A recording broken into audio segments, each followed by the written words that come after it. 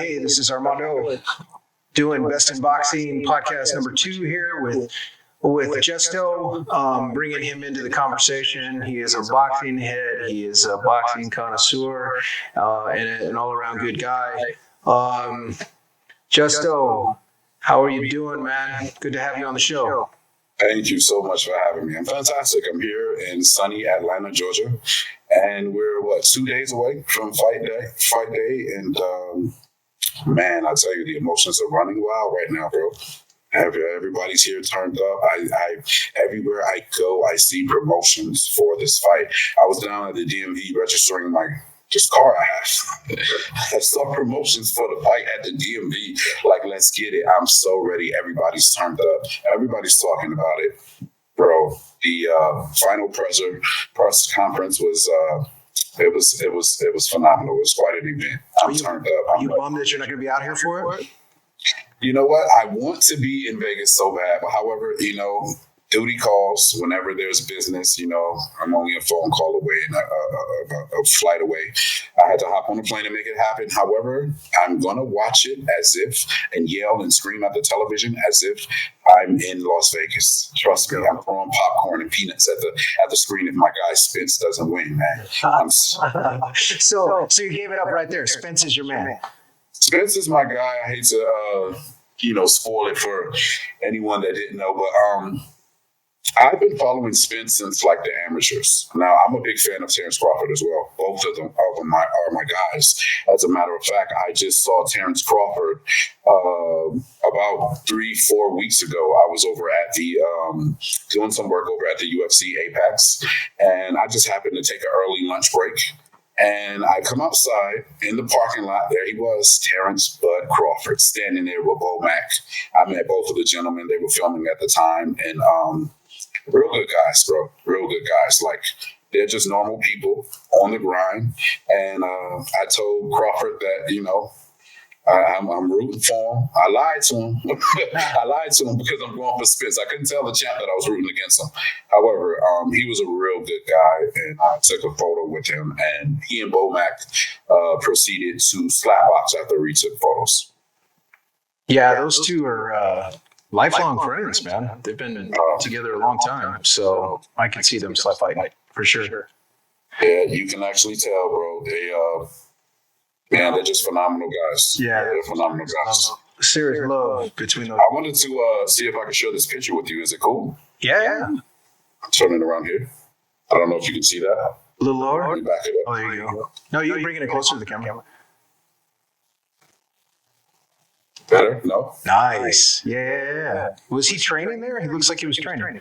You know what? I felt like I wasn't in the now. I felt like there was a disconnect because, and I even asked him, I said, oh, man, because after I took the picture and I just started thinking because I was blown away with the situation at first. Then I started thinking what the hell are they doing over at the UFC Apex? Something must be going on. I don't know about it. And I screamed out to him, oh, man, what y'all doing here? Are y'all training in Las Vegas? And Max just turned to me and smiled and said, we just signed that big ass check, baby. And they got in the car and took off. It was so classic, bro. I wonder what he's doing. I have no clue what they have going on, but they were definitely over at the UFC Apex. And to be totally honest with you, I saw some of the All Access, and they had a lot of the footage over at the Apex. Oh, so okay. I don't know if you... They have a state-of-the-art training facility. You've been back in there, right?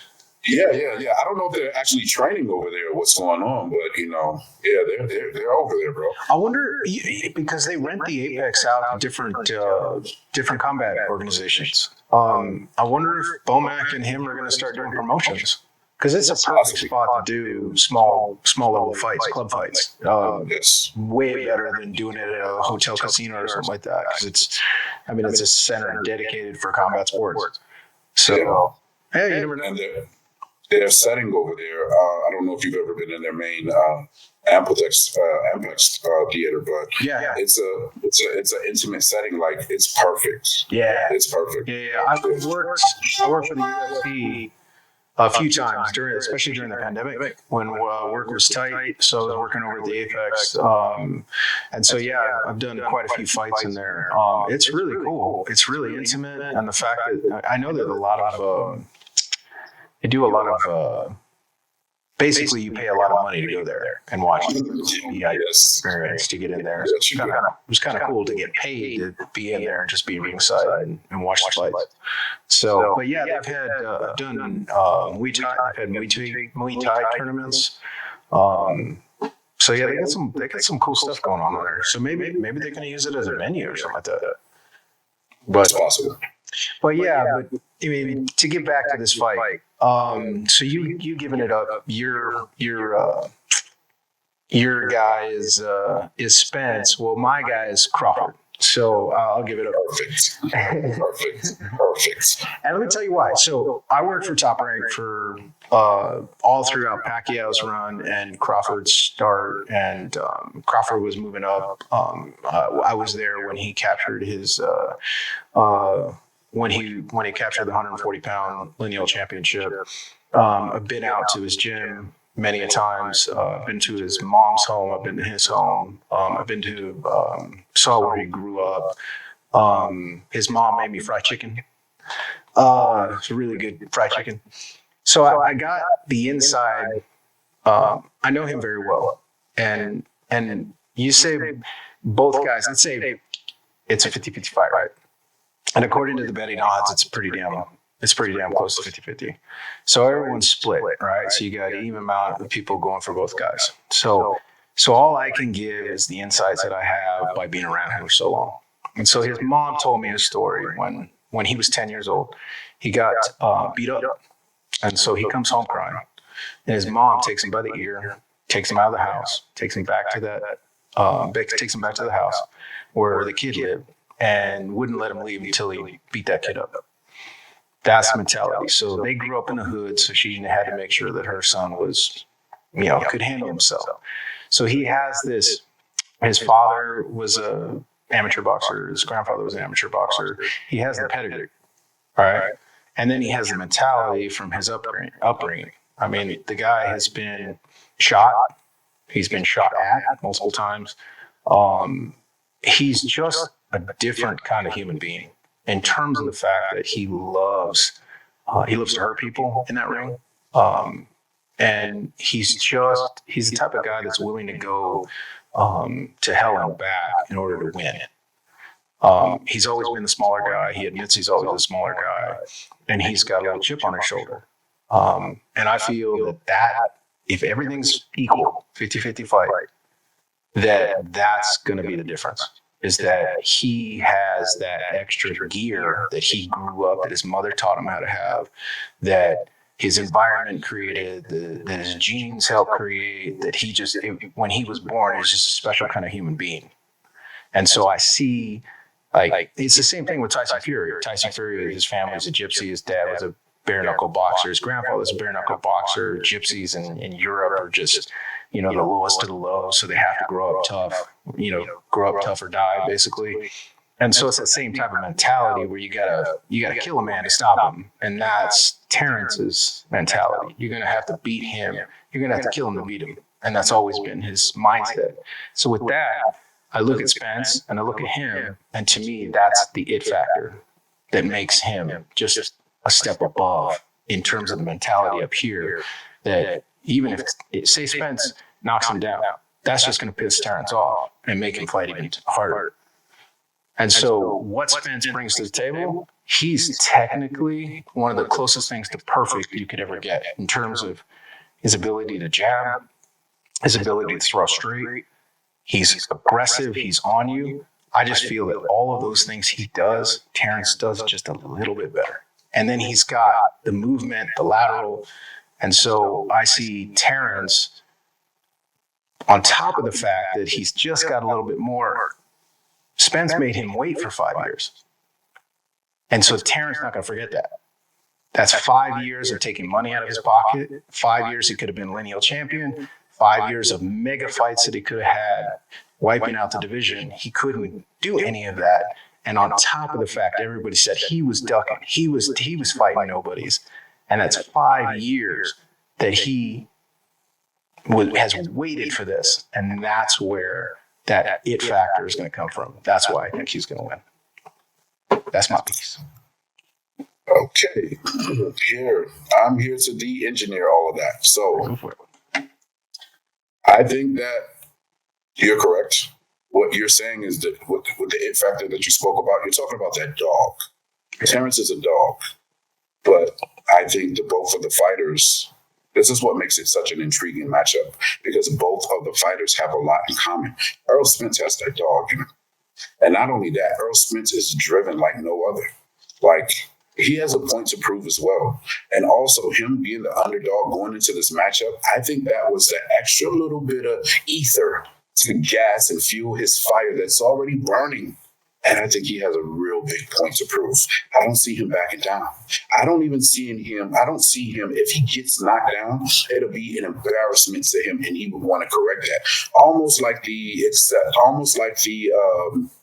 if you remember when Mayweather had the fight with, who was that? Sugar Shane Mosley?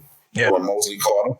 And did you see what happened? Instantly, Mayweather had to turn that around. So I can see Earl Spence doing that. But also, this is why I think that Earl Spence will win this fight, because Terence Crawford, he's an exceptional talent. I think he's the better boxer fighter out of the two. However, he's a slow starter. He has a sluggish start. He's somewhat like Floyd Mayweather. He takes a few rounds to download his opponents, to find out their characteristics, their habits, and then he starts to one by one take those away. Unfortunately for him, Earl Spence is a body snatcher. He's going to go to that body early. He starts fast. And when Terence Crawford figures out what Earl's going to do or what his tendencies are, he's going to want to press on the gas, step on the gas, and I don't think it's going to be anything in the tank.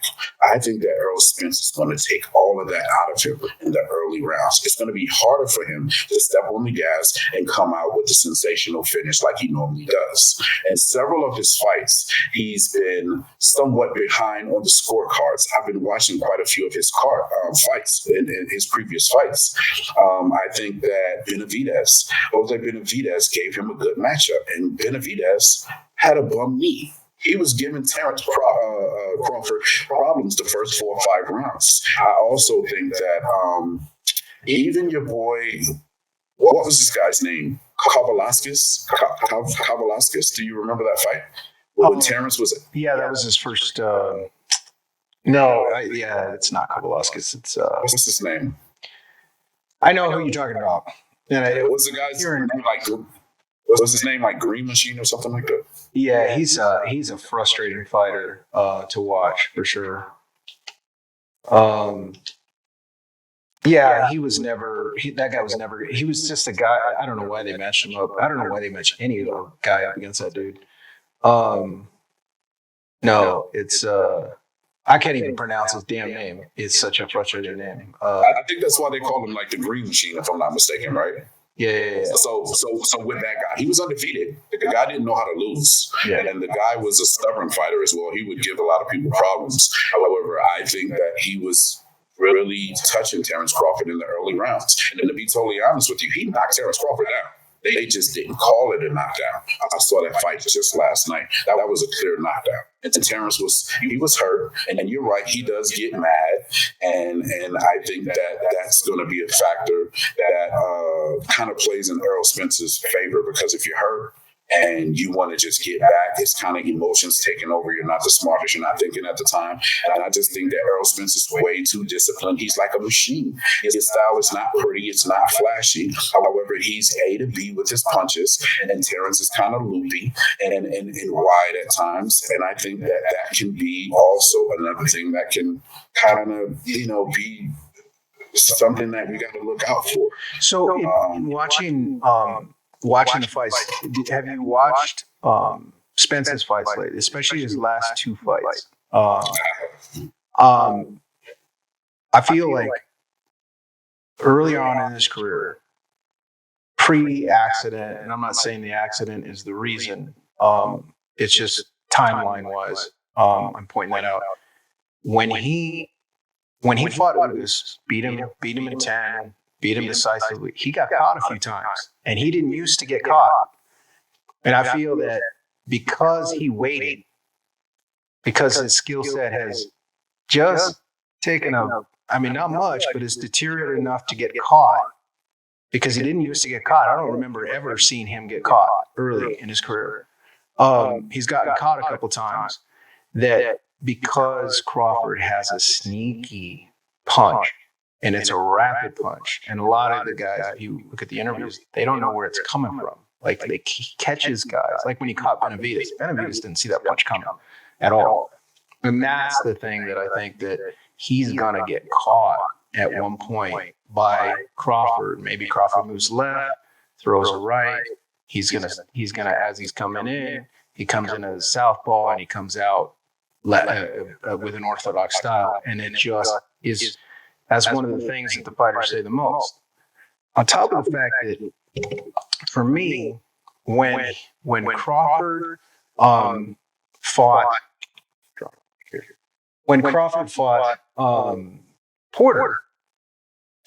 Porter's dad threw the towel in. Now, why would he do that? Why would he do that?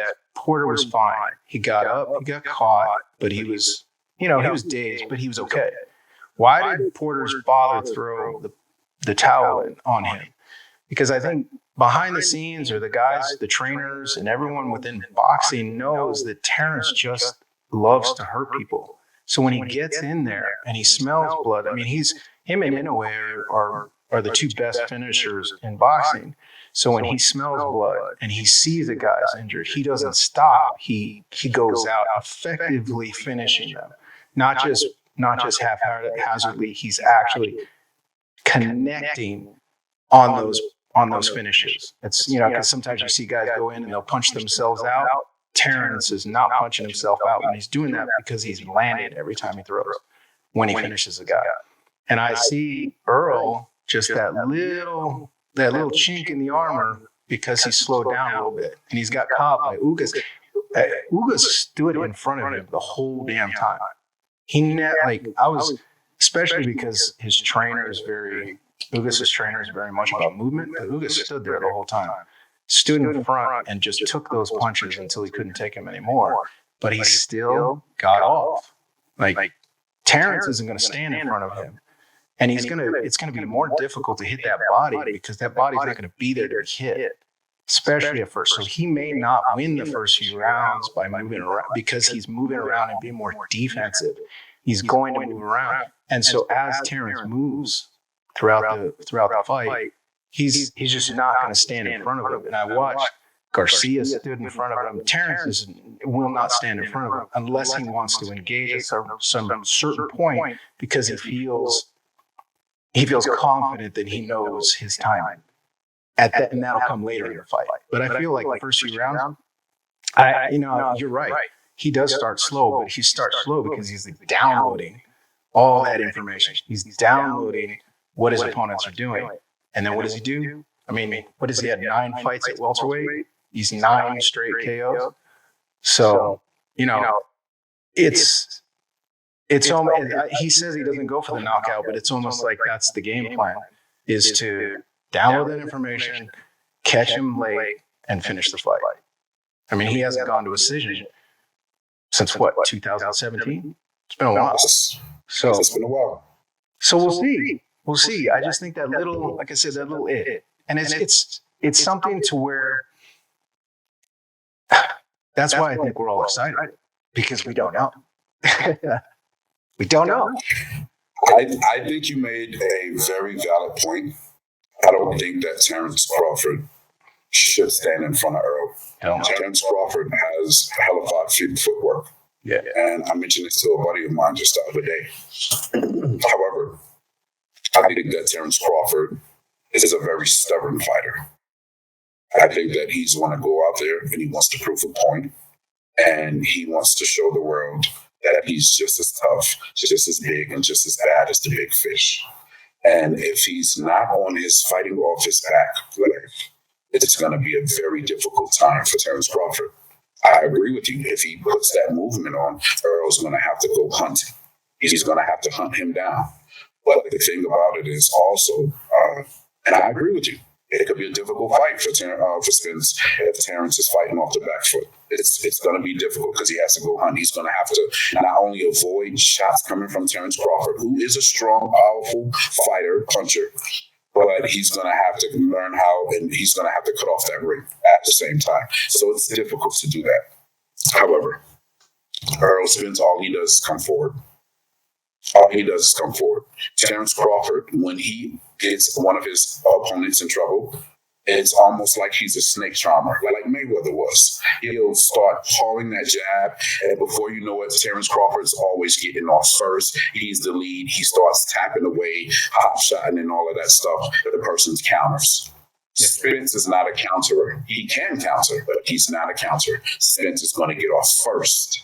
And I think he's not going to allow Terrence Crawford time to think, use that big, wise brain of his, and it's just going to be so much pressure coming from body, head, body. It's going to be difficult. That's my prediction. That's why I give the edge to Spence. Terrence Crawford is my guy. I would bet against, if he was going up against Canelo tonight or Saturday night, I would bet for Terrence Crawford because I really believe in this kid's ability and talent. However, there's a big fish out there, and that big fish don't like sharing that ocean with nobody. And I believe that Spence is going to swallow him up. That's what I believe. We're going to have to disagree. Agree to disagree, I know. But yeah, that's why it's 50-50 fight. That's why it's 50-50 fight. Like, I'm as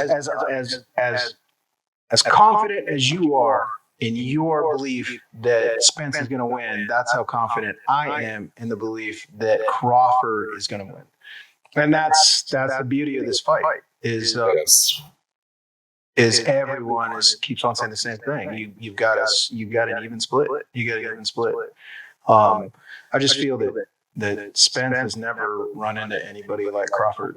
And a lot of these guys, they all, after they're done fighting them, they're just, you don't see the punches coming. And that's why he's dropping guys. That's why he's dropping much bigger guys. I mean, every guy he's fought, they've all been bigger. And he even talks about that he goes, I've always been the smaller guy. He goes, I was even smaller at 140. He goes, that doesn't matter. It's almost like in a way, when he gets in there, he's a little guy. But when he gets in there, you can't tell he's the little guy because he's. I was going to say that. When meeting Crawford, I thought he would be a lot smaller stature. He's not a small guy. He's not as small as we think he is. Yeah. Like, we were around the same size. And then to be totally honest with you, I have another picture on my phone that I took with Errol Spence. And I'm a little taller than Spence. And Spence is a big guy as well. It's going to be a great matchup, bro. And it's going to be a great matchup. Crawford's got a crazy reach, too. He's got a really long reach. So, I mean, he could stay at a range. But you know what I love about the way Spence does?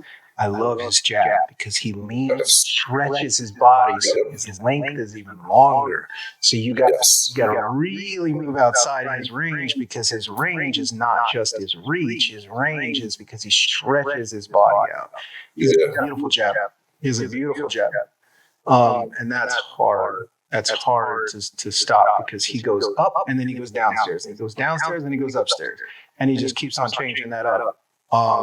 And so you gotta defend it. You gotta keep your guard up, then you gotta bring it down and protect him and protect yourself. And that's why I'm really surprised at the amount of guys that just stand in front of him. I don't get that. Like why would you stand in front of a jabber? And so I think because of the fact that Terrence doesn't like to stand in front of guys, I don't think he's going to do it. I think he's going to move. Like he's going to be Mayweather style the first 3 rounds. Just going to move. And he may lose the first 3 rounds. But eventually he's going to figure out that timing. So it's going to be interesting. The adjustments that have to be made after Crawford makes an adjustment, because I think that's what's going to occur. Spence is going to come out and then impose his will and his game plan. Yeah. And then it's up to Crawford to make an adjustment. Yeah. And then it's up to Spence to make an adjustment. What happens after that, I can't wait to see. That's when the fight breaks out. Because, like I said, it's going to be Spence initiating at first. And then it's up to Crawford to make the adjustment. Yeah. Once Crawford makes the adjustment, it's going to be interesting to see what Spence does. And once Spence, if he can make an adjustment, that's when the fight breaks out. Crawford has to go back and remake an adjustment. Yeah. And I think it's going to get down to the point because everyone thinks it's going to be like a high-speed chess match, which I believe that too. But I think at one point in this fight, in this matchup, they're just going to say, fuck it, and let's go. And that's what I can't wait for. Who do you give the edge to if they're just phone booth, just going at it? Who do you give the edge to? For me, I give it to Crawford. I think he's got a better inside game. I think he gets off quicker, and so if he lets him get on the inside, that he can do some damage to the body on the inside. So I give the inside game to Crawford. I think Spence. I think his best move is to keep Crawford on the outside and use that long jab and just jab him to death. Make it a boring fight, and he wins on the cards, no problem. Stay outside. Just do the basic fundamentals. Jab, jab, 1-2s, 1-2-3s. Don't go up to try to do a 4 or 5 punch combo because Terrence will figure you out. Just basic fundamentals. That's what he is best at. Jabbing, straights. Stick to that because that's what he is amazing at. That's what he lives by. I mean, he even talked about it in the press conference today. You know, about how he's trained. He's been trained to do those basic fundamentals and do them better than anybody else. And that's what he's good at. He needs to stick to that. If it turns into a firefight, I see him getting caught because Ugas caught him when he got into a fighter fight. And Ugas is a good fighter. He's not Crawford's level fighter. And so I think if he just keeps it simple, doesn't get into a firefight, then we're looking at Hagler. We're looking at Hagler Leonard. We're not looking at Hagler Hearns for him. That's what he wants. He needs a Hagler Leonard fight. He doesn't need a Hagler Hearns fight. Do not get in a firefight with Crawford because I think Crawford's going to catch him with his sneaky little. He's got that sneaky little hook. He comes up underneath and throws it over, and they don't see it. So just keep it simple. And don't get emotional. I think he'll win. He'll win on the cards. Take it to 12 rounds, win on the cards, get your belts and go home.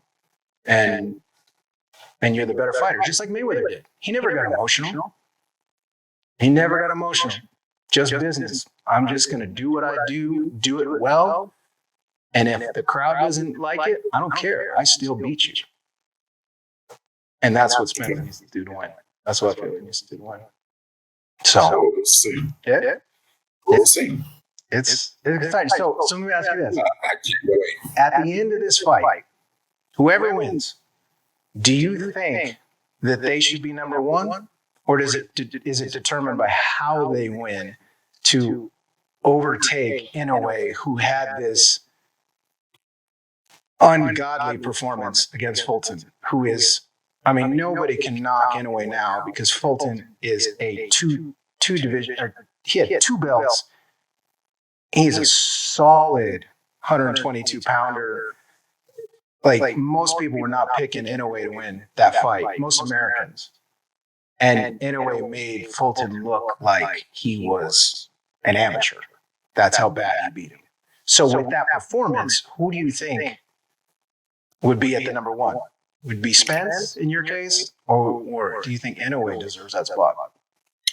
Well, I'm going to be totally honest with you. In my eyes, the winner of this fight will be number one pound for pound and the face of boxing.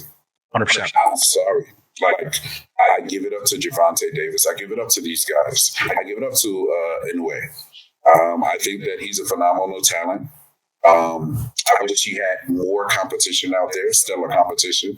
I thought that Cool Boy Stevie, he was going to pull that fight out. But to be totally honest with you, I've never really seen anything from Cool Boy. You know what I'm saying? I've only seen like 1 fight, maybe 2 fights. So I can't really ordain him as a top contender or a premier champion. I know very little about him because he fights in the lower weight class. And I'm going to be honest with you, the lower weight divisions, I don't really check for that often. I'm like 130, 135 and up. You know what I'm saying? So I think that in a way he had a phenomenal performance. Like, Yeah, he outclassed Cool Boy, but I just think that this fight right here is for all the chips. Like, this is for all the chips. This is the fight of the year, and that's just what it is. Everything else, second tier, it follows behind this right here. These guys are undefeated in their primes. This is for all the marbles, undisputed. And the winner of this fight should not only be the number one pound for pound, but in my eyes, the face of boxing. Well said. Well said. I tweeted Kevin Iole because he was talking about that in a way with is number one, right? And I'm like, well, what if Crawford does this? And because I'm coming from the Crawford perspective that he's going to win. So I'm like, what if Crawford watched that fight and he saw that that Inoue threw the gauntlet down, and that it's not only his responsibility to win and beat Spence, but it's his responsibility to win the number one spot, and he's got to do it convincingly. And so he gets in there with that extra chip on his shoulder. It's like, oh shit, I got this guy coming up my back. Now I need to look even better. And so he comes out even better. So we'll see. That's his competitive mentality. Like, he's that kind of. I mean, those guys, like all his boys back home, man. Those guys are always doing something competitive. It's always, and it's just the way all athletes are. I don't care what sport you are. You're just competitive. You're betting on everything. You're doing video games. It doesn't matter. It doesn't matter. You're competitive. That's just the way you are. So I was kind of thinking maybe he did see that fight, and it's going to be like, okay, all right, challenge accepted. I got you. So we'll see. We'll see. So as far as boxing goes, this is 2023. This to me has been the best year, and still is going to continue to be the best year that we've seen in a very long time. I can't remember the last time fights were this, like there were so many guys lining up to fight each other. What do you think? What do you think of state of boxing right now? I think we're in a good position right now, the state that we're in. I think this year is absolutely phenomenal, second to none. I can't recall any other year where we've had this many super fights, if you will, back to back to back. Give it up for Javante, Ryan Garcia. They started it off. I think they set the tone, and I'm just really excited about Saturday. And I can't wait to see what else the rest of the year have in store. We have Anthony Joshua. That's a possible matchup with, my boy Deontay Wilder. I really want to see that fight. There's even a possibility that, and I know this is in the contract, but we're going to see this fight, the rematch of this fight, again before the year's out. So I can't wait to see this. This is just the appetizer of the Spence Crawford saga. You know what I'm saying? Because we have a rematch that they have to fulfill that obligation before the end of this year. So that's another big fight that we have coming on the horizon. There's another one that I can't, it escapes me right now, but the Anthony Joshua, Deontay Wilder, even Tyson Fury going up against Francis. I just think that this year is very, very generous to us, man. I love the sport of boxing. I think we're in a great state right now, and I just can't wait to see what's else on the horizon, bro. Yeah, I think that I really hope Joshua gets in there. I really does. He's gonna get knocked out. He's gonna get knocked. He has to get past Dillian White first, and I don't think that's an easy task because the first fight, if you remember the first matchup, Dillian White caught him, and Joshua was hurt. Yep. And if Dillian White didn't have two left feet, he would have got rid of Joshua. Yep. He was just swinging for the fences, and he couldn't hit the ocean. So I just think that if he goes in there with a game plan, and he's going to clip him because every Joshua fight he gets clipped. Every fight he gets clipped. Hopefully, Derrick James Trainer of the Year, training my boy Earl Spence for this super fight this upcoming Saturday. Hopefully, he can get in there and correct some of Joshua's mistakes. He's very robotic. He needs to have like a total makeover of his mechanics. But I'm rooting for him to get past Dillian White. However, Deontay, the Bronze Bomber Wilder, Bomb Squad to the death. That's my guy, and I know Deontay Wilder's going to put him to sleep, and it may be early.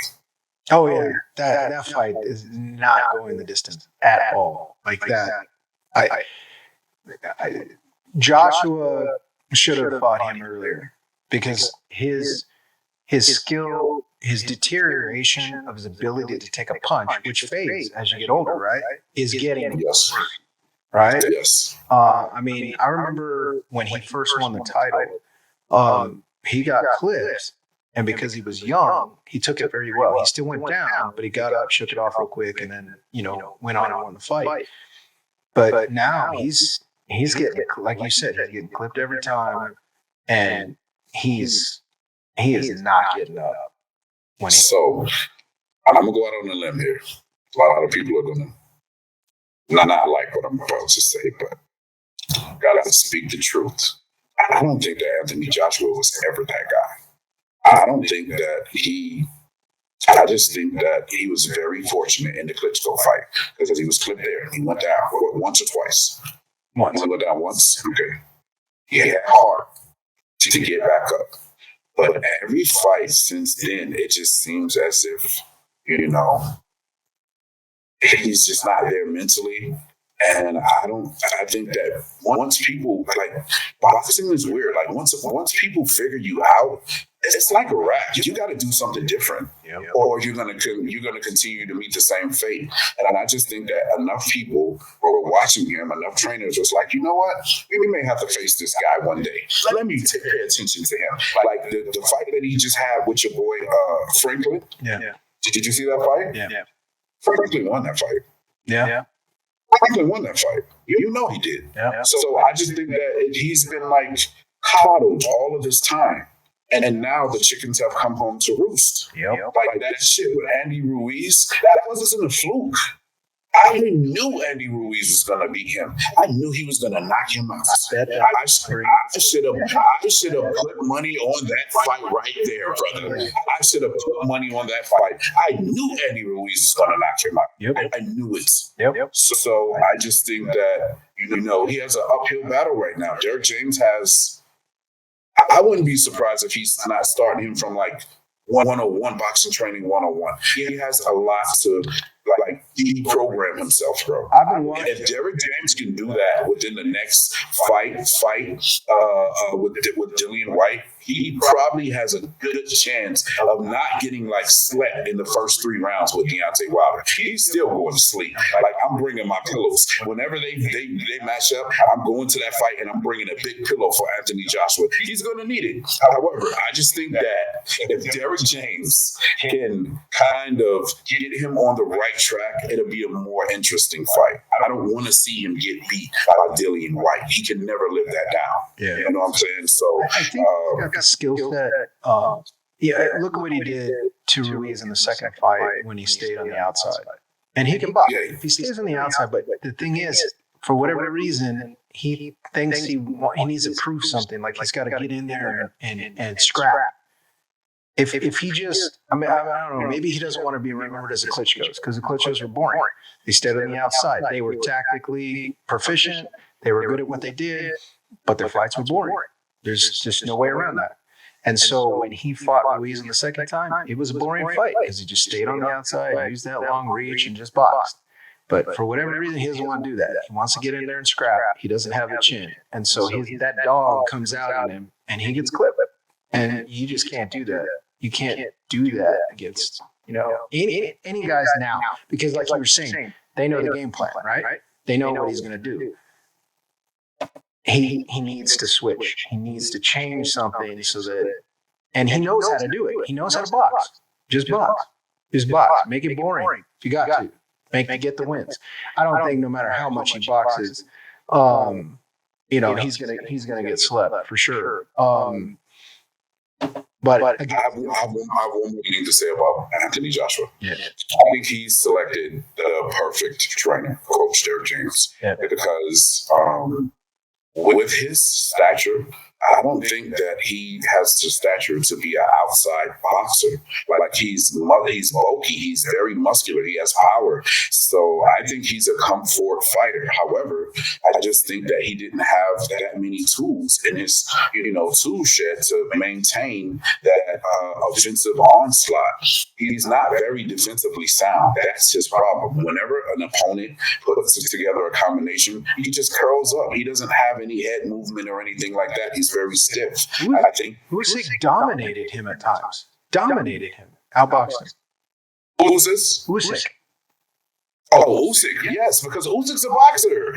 and once again, Armando, once Usyk puts together combinations, it's just like he just shells up and becomes a heavy bag. Yeah. So I think that he needs to, get some defense about himself. And when he comes forward and puts them together, put them together with intention. Yeah. And I think he'll be fine.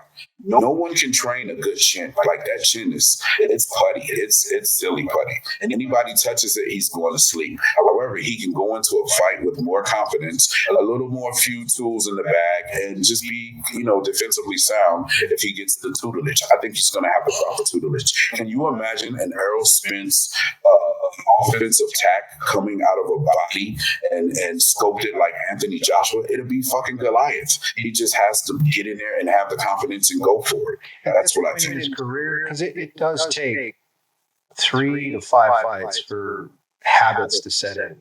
That's typically what I've heard from trainers. For if you got a guy and you want to retrain him, reteach him, that it takes 3 to 5 fights. So that's not just the 5 fights. That's 6, 7, 2 months, 3 months of training to get to that fight, to get those habits. At this point in his career, is he capable of doing that? Do they have the time to do that? Right. So that's the big if. It should be interesting to see how good a trainer James is when it comes to Ryan Garcia, because Ryan Garcia has the worst footwork that I've ever seen at his level. I mean, I talk about his level being in level of popularity, right? I mean, the guy's got a big following. He gets big numbers show up to his fights. That guy cannot move his feet to save his life. And I'm watching the footage from camp with him training, and he's still, basic footwork. He puts, so he's a right-hander. He puts his left foot forward, and he drags his right foot in line with his left. And that's like basic. It's like one of the first things you learn in boxing. And he does that over and over and over again. And I watched him. He's still not doing it. He's still, that habit is so bad. So it's going to take him several fights to get out of that habit of awful footwork. Like of all the 135 pounders, 145 pounders, you take all those guys on the list, he's the worst. Skill-wise, he's the worst. The terrible fighter. So I'm going to say this. I think that you're right. However, Ryan is very young. And 24. I think that I'm a fan of his now because I couldn't stand that kid. Like when he did the whole, I'm not fighting Haney, I'm not fighting Javante, I'm fighting Pacquiao, and I'm not fighting anyone. I have mental issues. It took me a while to come back around with him because I just felt like he was the kid that cried wolf. You know what I'm saying? Very privileged boxer fighter. So him getting in the ring with Javante Davis, I had to applaud his efforts. Although the fight went exactly the way I predicted it to. You look like But however, I saw how fast he got back with a new trainer and how fast he got back in the gym. The kid wants to learn. And as long as he keeps that attitude, and I think he's with the right camp because Derek James is not going to coddle him the way that Goosen allowed Ryan to predict the training schedule. I don't know if you even I know exactly. Goosen was bitching about it after the fight. And that's it's like why bitch about it after the fight? If you're not doing what I need you to do or what it takes to be victorious in this fight, I'm not going to train you because my name's on the line. I'm not going to sit there in those press conferences lying to everyone, telling them how dedicated you are when I have to call you and get you in the gym and you're telling me what you don't want to do. I don't think that Ryan Garcia has had that discipline in his camp as well as Anthony Joshua. I think that Anthony Joshua's pretty much been like, just like coming to America. Everything's laid out for him. He's like the Prince of Zamunda here. I think that Derek James has him in that hot ass garage, and they're like, close the freaking doors. Everybody get out. Let me show this guy the basics. And I think that's what they need. Yeah. So if Ryan Garcia is receptive, he's going to be a problem because the kid's fast. He has pop. He just doesn't have discipline. No, because he has legit one punch knockout power. Like that hook and his ability to deliver it. If he stays on the outside, if he keeps his feet planted, I mean, he can knock anybody out. Unfortunately, he loves to get on the inside, and he has no idea what to do with his feet when he's on the inside, so he gets caught. So if he just stays on the outside and he teaches him where to put his feet and where his feet should be going after he throws the punch, he should be fine. But until that happens, I would not put him in with any of the top guys because he will lose. And it goes back to it's going to take him a few fights to get in the habit of putting his feet, because as soon as you get hit, everyone knows as soon as you get hit, you go back to what you know. And so that's his whole thing, is that he got hit.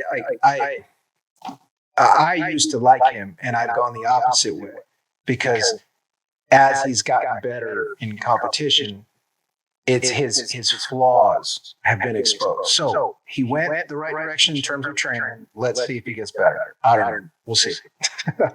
Last thing. I know we're kind of going kind of long here, but if we can finish this year out fast, right? Not fast. If we can finish this year out with fantasy fights, like what would be your fantasy matchup? I have like 3 that I want to just put out there. If we can just like close this year off with the grand finale, I would want to see Ryan Garcia go up against Isaac Cruz. I think that would be a phenomenal matchup. Yeah. Also, I think Cruz would beat him right now. Right now, yes, he'll beat him. But give him a couple more months. Give him another touch-up. Give him something to tune up or something, and we'll see. I think that'll be a phenomenal matchup. Also, I think that fantasy matchup, I would want to see how do you pronounce his name? Owendo? The guy that just fought? Anyway. It's hard to pronounce his name. Anyway, going up against a fantasy matchup against Gervonta Tank Davis. They've been talking about it. I don't know if you've heard any chatter. Everybody's talking about that. I would love to see that fight. Yeah. I mean, that's what is he? 122? That's 122. That's a lot of weight classes to go up. What if they meet at 130? There's nothing in it for Davis to go down. Yeah, true. There's nothing in it. It's a lose-lose situation for him to go down. If I was his advisor, I'd be, hell no. Make that guy come up. He would not get in the ring because he'll be drained. He has trouble making that weight. He has trouble making 35. So, no, he has to meet him at 35. But hey, that's not going to happen. No, hey, we're just speaking fantasy. Yeah, we're speaking fantasy. No. It's not going to happen right away. Could it be a possibility if Davis stays in the smaller weight classes? Yes, because Inoue is going to clean out the 22-pound division next, like in his next fight. They've already got that lined up. Then he's going to move up, and I don't see anybody in the 130-pound. Do you see anybody? I don't see anybody that can beat him. If Shakur Stevens was still at 130, that would be a fantasy fight too. You know what I want to see now? Fantasy fight. I want to see it now. Is Haney versus Shakur? That's not a fantasy fight. That's going to happen. It's just not happening fast enough for us. That fight. He's going to move up to 140 and fight for Grias, or is he going to stay and go for Stevens? I think he moves up. I think that Haney should move up. I think he's going to move up and go up against Progress, Regis Progress. Yeah. My prediction on Haney is he's going to get that belt from Progress because Regis looked horrible in this last fight. Oh my goodness. Yeah. He looks so basic, bro. And I think Haney's going to box circles around him. And then he's going to come back down and challenge Gervonta Tank Davis and try to say that he's an A-side because he's undisputed and he has a belt at 140. That shit's not going to work. He's going to end up taking a fight for 60-40. And I think that Gervonta Tank Davis, oh my God, he will beat Haney because Haney lacks power. If Haney had a little bit of pop, he would clean out the division because he's technically sound. Shakur Stevens is very good as well, and he's technically sound. But I just think that if Haney had any ounce of power, I would never bet against him. Yeah, but you don't have to respect that power if you don't have it. And so Davis, if he doesn't have to respect that power, forget it. He's going to get it. My absolute last fantasy matchup to close out the year with a grand finale. Ooh, this is a big one. This is a stretch right here. Are you ready? All right. Okay, here we go.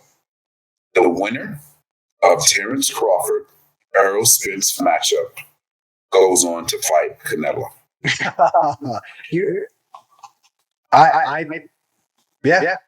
would be fun. I would not. I would pay to see that. I would. Those are three great matchups, bro. I think I saved the best for last, though. Yeah. Everybody wants that Canelo money. You got to go get it. I just think that will be a matchup, and I think honestly, I think they're gearing Spence up to be that guy. Because think about it. Yeah, they got Spence versus Canelo, Jerry's World, Cowboy Stadium, 50,000, 55,000 plus screaming fans. That is a event that will break records. Yeah. If Spence can pull this fight off, I'm telling you, if Spence can pull this fight off, if he's smart, he would prolong that rematch. I wouldn't want to fight Terrence again, especially if you beat him, especially if it's close and the judges are like edging it out for Spence. Terrence he's gonna do push-ups until they rematch. He's gonna come in ready. So I would not want to rematch Terrence. I would try to put it off until I get that Canelo money. But that's what I think they're gearing it up for. The super fight. That would be phenomenal. That would be a great way to end off the year. Yeah, I think if he does do that and does go up and they do a catch weight or something like that, say like 163, 164, there's no way he could come back down. That's it. Like the Crawford Spence 2, it would be like Roy Jones going up to heavyweight and then coming back down to cruiserweight. It's not. It's going to happen at 154 anyway. It's not going to happen again at 147. Yeah. But if you go up to Canelo weight and then try to cut weight, come back down, I mean, you're talking one of the greatest fighters of all time, Roy Jones Jr., couldn't do it. And Spence is not a young man anymore. He's in his prime, but he's not 25. And coming up and down in those weights is a little more difficult. I just think he takes that money and goes off into the sunset. All right, so I have one more. All right, so what do you think about this? If he beats Crawford, he goes up and he challenges. Because I think it has to be two fights in between, one fight in between Canelo. So if he beats Crawford, he goes up and he challenges for 154. Charlo will have to vacate those belts or suffer the consequences. Spence will beat Charlo, right? So he'll become undisputed there and then go after the Canelo money. If he beats Charlo or whoever owns the 154 belts at the time, and then he beats Canelo, why would you want to fight anyone else? I would ride off into the sunset. That's the best career ever. 100%. Yeah. First ballot Hall of Famer at that point. Not even those are my predictions, baby. Let's go. Let's go, Team Spence. Let's go. I'm pretty sure that once Charlo goes up, he has to vacate the WB. I think it's a WBO does not allow you to fight in a different weight class. I'm pretty sure. So he's automatically going to lose that belt. And I think WBC kind of does whatever the hell they want. But I'm pretty sure he'll lose the WBO belt right away. So that whole coming back down and then fighting Spence, that whole thing goes away in terms of like getting all the belts. So it's whoever gets that belt, Spence is going to have to do at least 2 fights at 54 to be. All right, so we kind of got to rewind because we didn't speak about the fight with Canelo and Charlo. That's a super fight, bro. Yeah. That's a big fight right there. And let's say Canelo dethrones him, Charlo, that's when it's going to happen. I think that's how it's going to play out. Spence will get the victory over Crawford. I know you hate to hear that. And then Canelo's going to beat Charlo. And then Spence is going to challenge Canelo. That can happen. Do you think Charlo at all? Charlo? When I heard I thought it was the older brother at first. And I felt like he had a chance because he's a power puncher, but he's been out of the ring for like forever. Yeah. So I'm like, he doesn't have someone of a chance. Then I heard it was the younger brother, and I felt better about the chances of the Charlos actually winning that belt. But I just think Canelo's too big for him. Yeah. I think he's too big and powerful for him. Yeah. Charlo, and then you got to remember, Charlo's he's like a Earl Spence. He's very like A to B. He's basically, there's no flash, no tricks, no magic shows going on with his style. Yeah. And I just think that if that shit doesn't work against Canelo, he's going to suffer. He's going to go to sleep. So, I don't know, bro. Yeah, I think it's going to be a tough one. Watch it, though. I think one of the drawbacks of the PBC system is that they have this closed ecosystem. And all of the, especially the Charlos, their careers to me have been the most disappointing careers out there because they have literally all of their every fight they've gone into, minus a couple, it was a foregone conclusion. Like the matchmaking was so well done in their favor. I've never seen them be pushed to the point to where it's a constant sharpening of the tools, right? To whereas you look at other fighters who are matched up tougher, and they're getting into fights where now everyone knows in boxing the fix is not in the judging, it's in the matchmaking.